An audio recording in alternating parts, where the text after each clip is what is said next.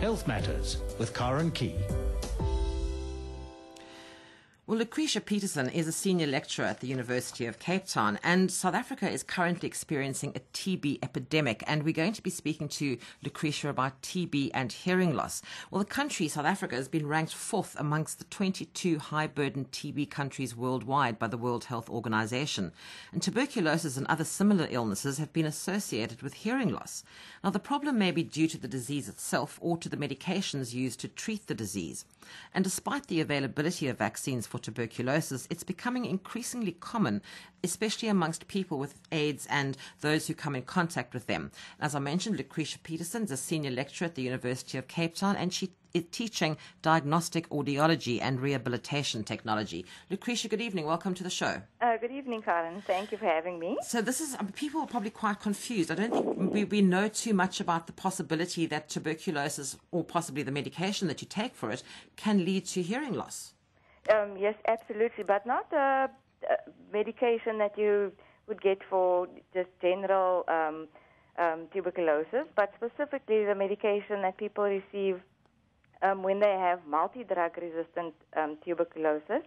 And those drugs would typically be what we would call aminoglycosides, and those are drugs that can affect the ear, that is hearing and balance, obviously, in a permanent fashion. So people who have just the initial stages of TB who are taking medication don't need to panic about anything. No, not at all. It's the MDR and the XDR. Yeah, just a drug that people with just ordinary, first stage TB have. The drugs that they receive are not damaging or toxic to the ears at all. But those drugs that are used in the treatment for multi-drug resistant TB or XDR TB have been proven to be toxic to the ears as well as to your balance center.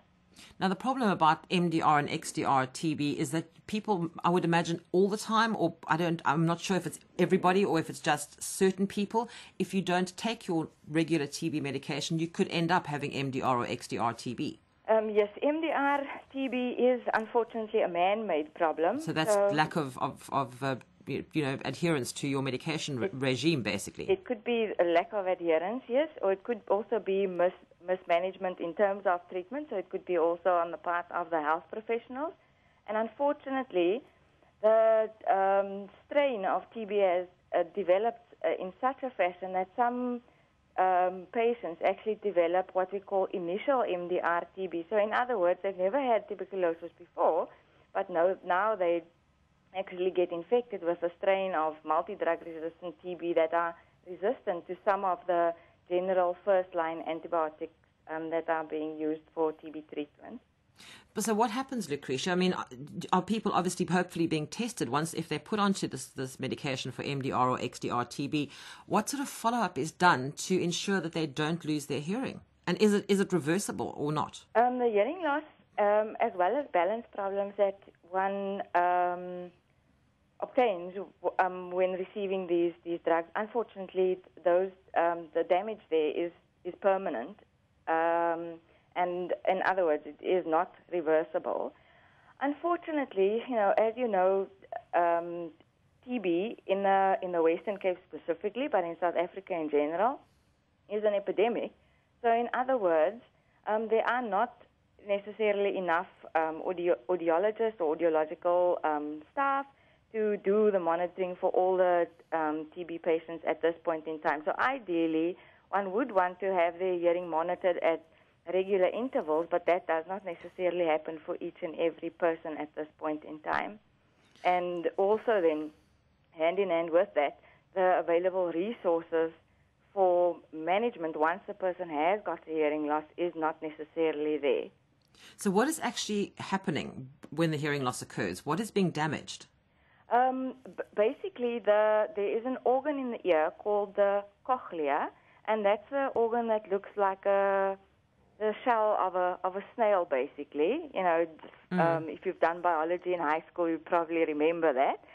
And that organ has got tiny hair cells inside of it, and when you take these drugs, those hair cells are damaged, and as I've mentioned earlier, they're damaged permanently, so that would then result in a hearing loss. And then similarly, the center that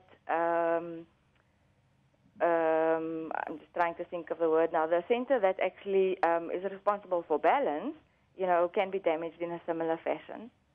So you're basically going to have loss of balance permanently then, as well as the loss of hearing? Not necessarily a complete loss of balance, but you certainly can have some problems with, with just ordinary tasks like getting up, driving, walking, any physical activity, yes. So this should be another incentive to, take your medication. Yes, especially if you have got initial tuberculosis, to try and adhere to that treatment regime that you have, so in order to prevent you from getting MDR TB, for which you obviously need much more toxic medication. Now, are there any strategies that people can adopt to minimize the extent of the hearing loss, or is it you're just going to lose your hearing anyway? Unfortunately, we can't accurately predict who is going to develop a hearing loss or who is not. But if you are on treatment, say for multi-drug resistant TB, you can make sure that you are, well nourished.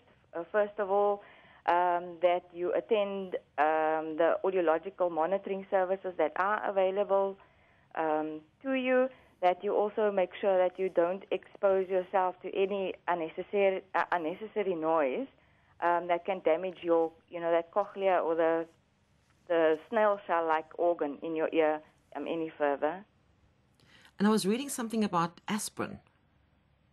Yes. About taking aspirin. I think it was antioxidants, and it was something like aspirin. It could also help as well.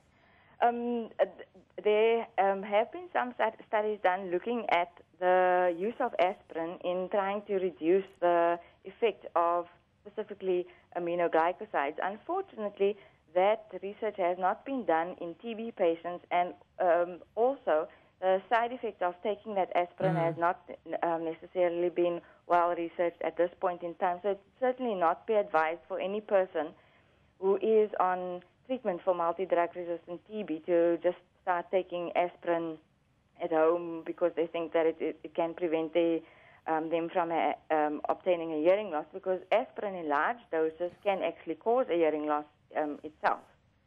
Now, you, as I said, you teach diagnostic audiology and rehabilitation technology.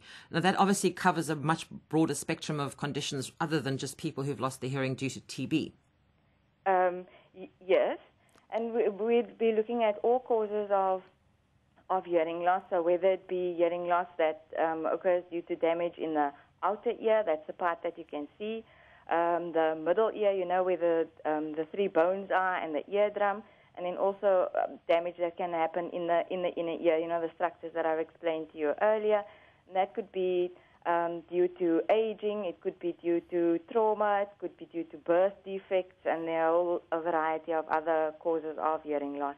I have to ask you this because I ask everybody who deals with hearing loss about this, because I just want more and more people to understand this. Hopefully, if their children aren't listening to this, they can tell them. What about all these new electronic gadgets and things where they stick all these things in their ears and they have this music blaring? I mean, they've got these earbud things in their ears, and you walk past them, you can hear the music as clear as day. Their poor little heads must be getting blasted with this noise. How bad is that for them, and what sort of damage are they doing? Excessive noise exposure, whether it comes from music or industrial noise sources, can cause permanent and extensive damage to the ears as well, and it would cause damage to the same organ that is affected by these drugs that I've described earlier, so the cochlea, and that damage can also be permanent, and it will have devastating effects on not just one's ability to be able to hear what people are saying, but how you participate in education, your options for work later on. It will have an effect on your emotional and social well-being. So, it can have quite a devastating impact. And there's been some studies done in the United States as well as in the United Kingdom, where they've actually proven that children or any individual that listens to loud music for extended periods of time can develop a hearing loss. I think we look after everything else. We look after our eyes because they are there. And, your ears are just something that is on the side of your head and you don't really take much notice of them terribly much. But they're very important, and we need to be a little bit more responsible when it comes to our hearing, because it is quite a devastating issue to lose your hearing.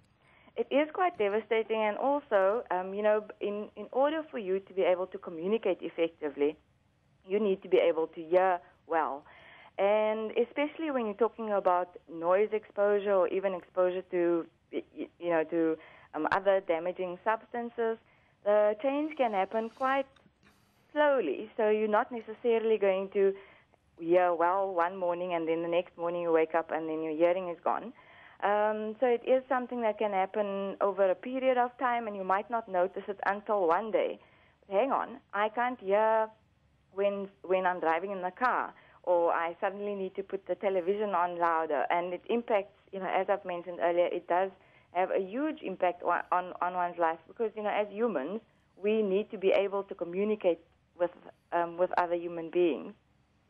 So we need to be very much more responsible. Lucretia, thank you very much indeed for joining me on the show tonight, and hopefully we've given people some more idea of how best to look after their hearing, and just be careful with it.